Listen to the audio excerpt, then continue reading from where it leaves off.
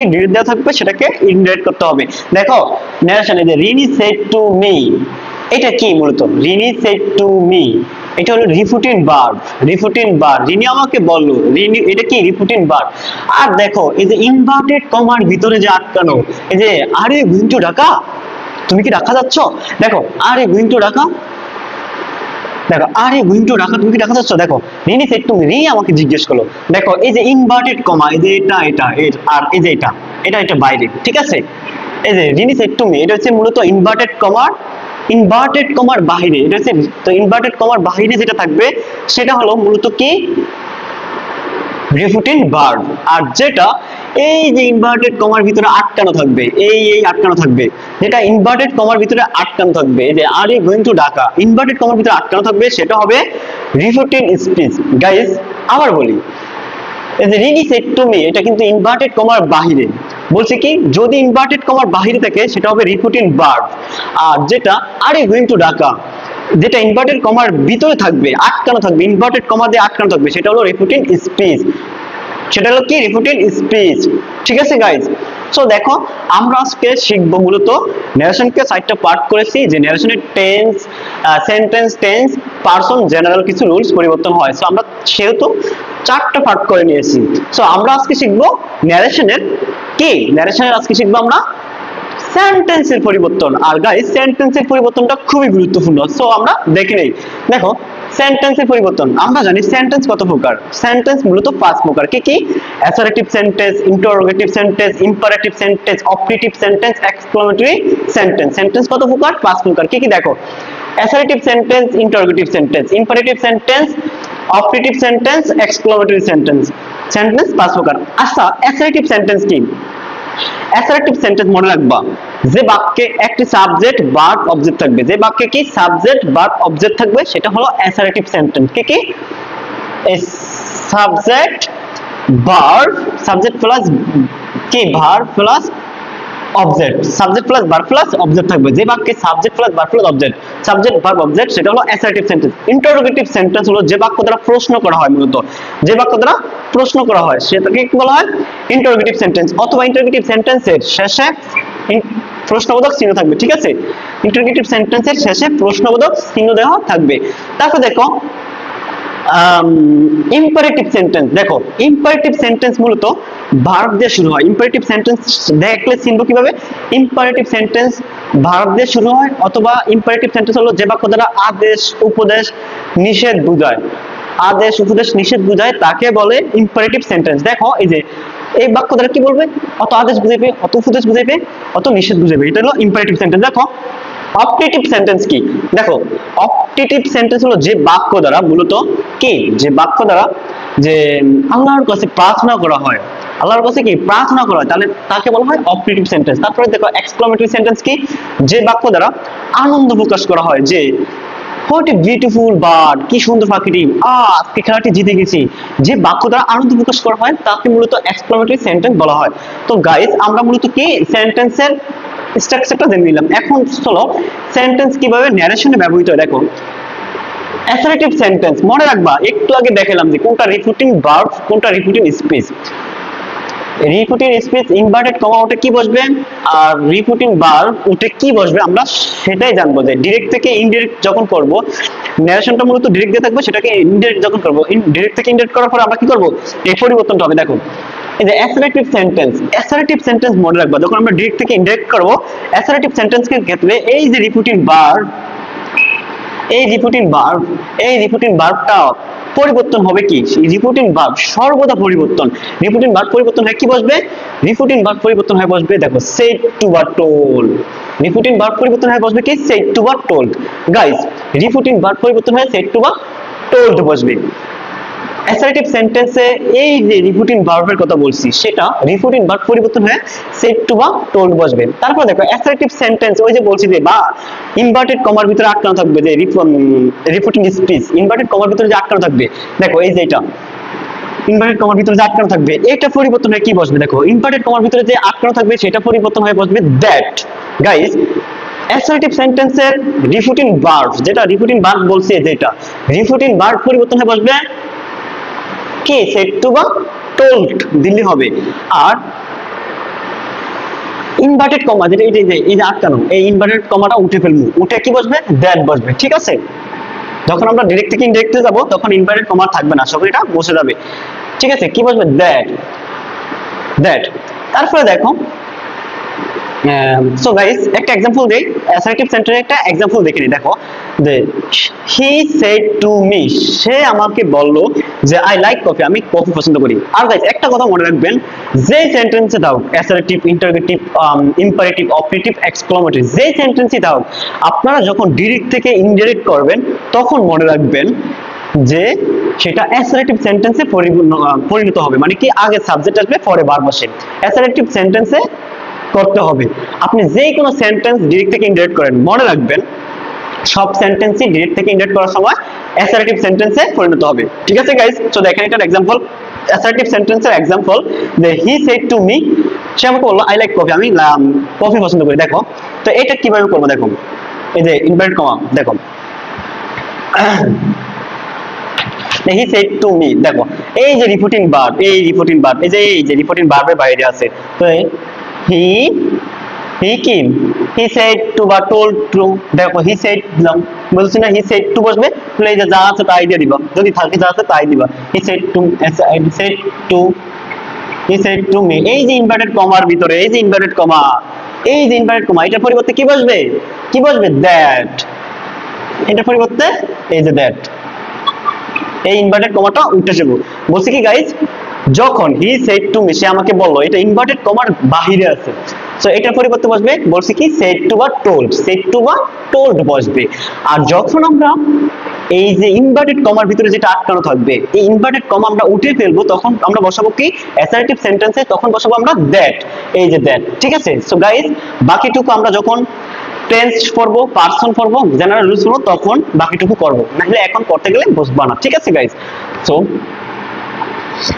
তারপরে দেখো interrogative sentence. Interrogative sentence কি, যে সেন্টেন্স দ্বারা কোনো প্রশ্ন করা বোঝায় মূলত, তাকে ইন্টারোগেটিভ সেন্টেন্স বলা হয়। দেখো ইন্টারোগেটিভ সেন্টেন্সের কি বলছি, রিপোর্টিং ভার্ব, এই যে রিপোর্টিং ভার্বটা আছে, এই রিপোর্টিং ভার্বটা কি বসবে, রিপোর্টিং ভার্ব বসবে আস্কড, কি বসবে, আস্কড।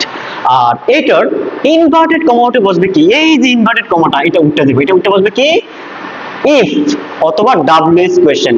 এইখানে একটু বোঝো গাইস মনোযোগ দিয়ে, কখন ইফ বসবে আর কখন ডাব্লিউএস কোয়েশ্চেন বসবে।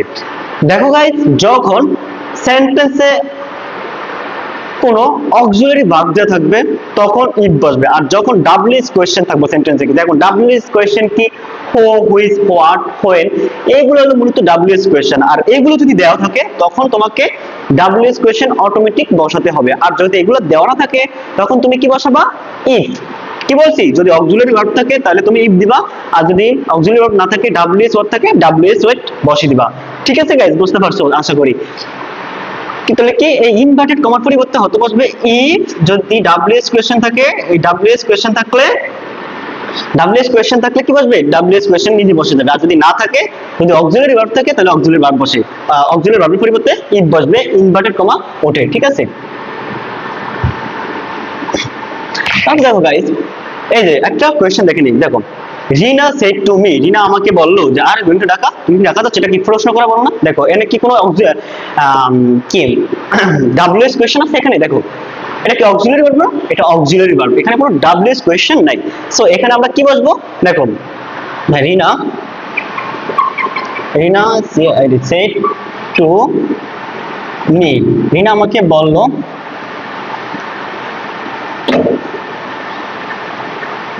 দেখো রিনা সেড টু মি, রিনা আমাকে বলো না, তাহলে কি হবে, এই যে রিনা, রিনার পরে এটা কি অ্যাসার্টিভ সেন্টেন্স, এটা হচ্ছে ইন্টারোগেটিভ সেন্টেন্স। আর ইন্টারোগেটিভ সেন্টেন্সের ক্ষেত্রে বলছি গাইস যে রিপোর্টিং ভার্ব ওঠে বসবে আস্কড, তাহলে রিপোর্টিং ভার্বের বদলে আস্ক দিয়ে দেই, আস্কড। তো Rina asks to me, Rina asks to me, এই যে ইনভার্টেড কমার ভিতরে, এই বাকিটুকু ইনভার্টেড কমার ভিতরে আছে না, আর এই গোইং টু ঢাকা। দেখো আমি বলছি যে ডাব্লিউএস কোয়েশ্চেন কি এখানে আছে, ডাব্লিউএস কোয়েশ্চেন নাই, তাহলে কি বসবে, অক্সিলারি ভার্ব আছে, তাহলে বসবে ইফ। আর ডাব্লিউএস কোয়েশ্চেন যদি থাকতো তাহলে ডাব্লিউএস কোয়েশ্চেন নিজেই বসে যেত, তাহলে ইফ।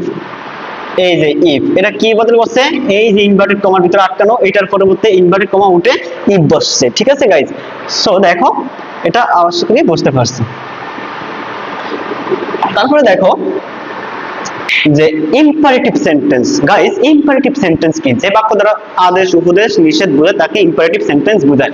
দেখো ইম্পারেটিভ সেন্টেন্সে রিফুটিং ভার্বটে বসবে কি, যদি আদেশ বোঝায়, যদি আদেশ বোঝায় অর্ডার, যদি উপদেশ বোঝায় অ্যাডভাইস, যদি রিকোয়েস্ট বোঝায়, যদি অনুরোধ বোঝায় রিকোয়েস্ট, আর যদি কিছু না বোঝায় তাহলে টোল্ড। মনে করো এমন একটা বাক্য যেটা রিকোয়েস্ট বোঝায় না, আসলে অনুরোধ বোঝায় না, আসলে অ্যাডভাইসও বোঝায় না, মোটামুটি, তাহলে তুমি সেখানে টোল্ড দিলেও হবে, টোল্ড, ঠিক আছে, টোল্ড দিলেও হবে।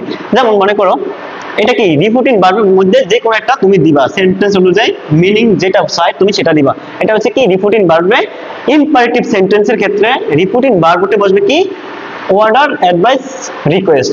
দেখো এই যে রিপোর্টিং ভার্ব, এই রিপোর্টিং ভার্বে বসবে অর্ডার, অ্যাডভাইস, রিকোয়েস্ট।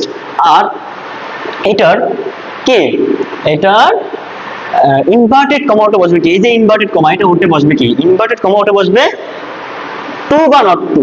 টু বসবে কখন আর নট টু বসবে কখন? দেখো যদি সেন্টেন্সটি নেগেটিভ হয়, নেগেটিভ হয় তাহলে বসবে নট টু, এই যে নট টু। আর যদি সেন্টেন্সটি পজিটিভ হয় তাহলে বসবে টু, ইনভার্টেড কমা ওটা বসে। দেখো ইম্পারেটিভ সেন্টেন্সের ক্ষেত্রে কি বলছি, ইম্পারেটিভ সেন্টেন্সের ক্ষেত্রে রিফুটিং ভার্বতে বসবে অত অর্ডার, অ্যাডভাইস, রিকোয়েস্ট, কিছু না বোঝালে টোল্ড। আর এটা এই যে ইনভার্টেড কমা, ইনভার্টেড কমার ভিতরে যে আটকানো, এটা ওতে বসবে কি, ইনভার্টেড কমা ওতে বসবে মূলত এই যে টু। যদি সেন্টেন্সটি, যদি যে ইনভার্টেড কমার ভিতরে যে আটকানো থাকবে এটা যদি নেগেটিভ বোঝায় তাহলে হচ্ছে নট টু, আর যদি নেগেটিভ না হয়, যদি পজিটিভ হয়, কোনো নেগেটিভ না হয় তাহলে বসবে টু, ঠিক আছে গাইস। সো এখন আসো দেখো এই যে, আর ইম্পারেটিভ সেন্টেন্স মনে রাখবা সব সময় ভার্ব দিয়ে শুরু হয়। ইম্পারেটিভ সেন্টেন্স ভার্ব দিয়ে শুরু হয়, যে সেন্টেন্স ভার্ব দিয়ে শুরু হয় সেটাই মনে করবা ইম্পারেটিভ সেন্টেন্স, ঠিক আছে। দেখো আই সেড টু মি, আমি তাকে বললাম যে give me a cup coffee, আমাকে এক কাপ কফি দাও, তাহলে কি করবা, আই সেড, এটা কি আসলে বলা না, তাহলে বলা হলো কি অর্ডার না, রিকোয়েস্ট নাকি অর্ডার, অর্ডার দিছি, তাহলে কি I order, I order, I order me যে গিভ, এই ইনভার্টেড কমাটা বলবে কি, এটা তো ফর্ম নেগেটিভ না। দেখো এটা নেগেটিভ কোনো ওয়ার্ড আছে, নেগেটিভ কোনো নট, নেভার এগুলো কোনো ওয়ার্ড আছে, ডোন্ট কোনো ওয়ার্ড আছে নাই, সো এটা কি হবে টু হবে, ঠিক আছে। তাহলে টু ইনভার্টেড কমার পরিবর্তে কি বসবে, ইনভার্টেড পরিবর্তে টু বসবে, ঠিক আছে, কারণ নেগেটিভ কোনো ওয়ার্ড নাই, এই জন্য এখানে টু বসবে, যে গিভ মি আর টু বসবে। তাহলে গাইস এটা বুঝতে পারলাম আশা করি। তারপর দেখো যে অপটেটিভ সেন্টেন্স। দেখো অপটেটিভ সেন্টেন্স কি, যে বাক্য দ্বারা মনে করছি যে আল্লাহর কাছে প্রার্থনা করা, সেটা হলো কি অপটেটিভ সেন্টেন্স। দেখো অপটেটিভ সেন্টেন্সের রিফুটিং ভার্বতে বসবে কি প্রেড বা উইশড, প্রেড বা উইশড। আর ইনভার্টেড কমাতে বসবে কি দ্যাট। রিফুটিং ভার্ব কোনটা সেটা তো জানো, এই যে Rini said to me, inverted কমার বাইরে আছে, এই যে আটকানো, are you going to Dhaka, inverted কমার ভিতরে আটকানো আছে, তো আটকানো সেখানে ইনভার্টেড কমাতে বসবে কি দ্যাট। আর যে রিফুটিং ভার্বে বসবে প্রেড অথবা উইশ, তুমি যে কোনো একটা উইশড বা প্রেড, উইশড বা প্রেড যে কোনো একটা দিলেই হবে, ঠিক আছে। সো দেখো এই যে father said to me, father আমাকে বললো, দেখো ফাদার কি আমাকে বললো, তাহলে এখানে কি রিফুটিং ভার্বটা বসবে কি প্রেড বা উইশ। দেখো এখানে উইশ দাও বা প্রেড দাও, উইশ দাও, the father wished me, father আমাকে উইশ করলো যে মাই আল্লাহ ব্লেস ইউ, আল্লাহ তোমার মঙ্গল করো। তারপরে রিফুটিং ভার্বটা বসবে কি, রিফুটিং ভার্বটা সুন্দর করে তুমি দ্যাট দিয়ে দিবা। এই যে রিফুটিং ভার্বটা আছে এটার পরিবর্তে যে এটা উঠে যাবে, যখন তুমি ডিরেক্ট থেকে ইনডাইরেক্ট করবা তখন এই তুমি কি ইনভার্টেড কমা উঠে ফেলতে হবে, ইনভার্টেড কমার পরিবর্তে কি বসবে দ্যাট। আর রিফুটিং ভার্ব বসবে প্রেড বা উইশ। তারপর দেখো গাইস এই যে এক্সক্লামেটরি সেন্টেন্স। এক্সক্লামেটরি সেন্টেন্স কি, যে বাক্য দ্বারা মনের অনুভূতি প্রকাশ করা হয় তাকে এক্সক্লামেটরি সেন্টেন্স বলে। যেমন দেখো শি সেড, সে বললো যে what a beautiful bird it is, এই বাক্যটা কি সুন্দর। তাহলে দেখো যে এই বাক্যটা দেখে কি মনের অনুভূতি প্রকাশ করছে না, যে আনন্দ প্রকাশ করছে না, তাহলে দেখো এটা কি এক্সক্লামেটরি সেন্টেন্স। এক্সক্লামেটরি সেন্টেন্সে গাইস রিফুটিং ভার্বটা কি বসে, রিফুটিং ভার্বটা কি বসে সেটা আমরা দেখি। এই যে রিফুটিং ভার্ব ইনভার্টেড কমার বাইরে, তো সেটা ডিরেক্ট থেকে ইনডাইরেক্ট করার সময় কি বসবে, যখন আমরা করব তখন সেইডের পরিবর্তে কি বসবে এক্সক্লামেটরি উইথ, দেখো এক্সক্লামেটরি উইথ জয় অথবা exclamatory with sorrow, এক্সক্লামেট with joy অথবা সরো। কি বলছি গাইস, এই যে রিপুটিং ভার্ব আছে, দেখো রিনি সেড টু মি, এটা রিপুটিং ভার্ব না, ইনভার্টেড কমার বাইরে, এটা রিপুটিং ভার্ব। এটার পরিবর্তে এক্সক্লামেটরি সেন্টেন্সে কি বসবে, এক্সক্লামেটরি সেন্টেন্স বলতে এক্সক্লামেটরি উইথ জয় অথবা সরো দিবা, এক্সক্লামেটরি উইথ জয় অথবা এক্সক্লামেটরি উইথ সরো, ঠিক আছে। আর এটার ইনভার্টেড কমা ওটা কি বসবে, এই যে ইনভার্টেড কমা আছে এটা, এই যে এটা দিয়ে আটকানো যে গাইস, আশা করি বুঝবেন। এই যে এইটার ভিতরে যে বাহিরেরটা না, ভিতরে যে আটকানো, যেটা দিয়ে আটকানো, ইনভার্টেড কমা দিয়ে আটকানো, এই ইনভার্টেড কমাটা ডিরেক্ট থেকে ইনডাইরেক্ট করার সময় উঠে যাবে। এইটা কি বসবে, এখানে কি বসবে, এখানে বসবে দ্যাট। গাইস বুঝতে পারছি। আসসালামু আলাইকুম এভরিওয়ান, কেমন আছেন সবাই? আই হোপ সবাই ভালো আছেন। আমি তিশান মাহবুব, আলহামদুলিল্লাহ আমি ভালো আছি। সো গাইস, আজকে আমরা শিখবো গ্রামারের গুরুত্বপূর্ণ একটি টপিকস, ন্যারেশন। আজকে আমরা শিখবো গ্রামারের গুরুত্বপূর্ণ একটি টপিকস, ন্যারেশন।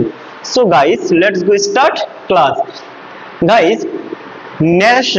ন্যারেশন মূলত কি, ন্যারেশনটি মূলত কি, দেখো ন্যারেশনটি মূলত পারতে হলে আমাদেরকে প্রথমে কি করতে হবে, ন্যারেশন ভালো মতো বুঝতে হলে আমাদেরকে প্রথমে কি করতে হবে, প্রথমে ন্যারেশনকে শিখতে হলে বা পারতে হলে ন্যারেশনকে কয়েকটা পার্ট করে ক্লাস মানে পার্ট করে নিতে হবে। যেমন ন্যারেশনে কি কি পরিবর্তন হয়, একটু কমাটা উঠটা সুন্দর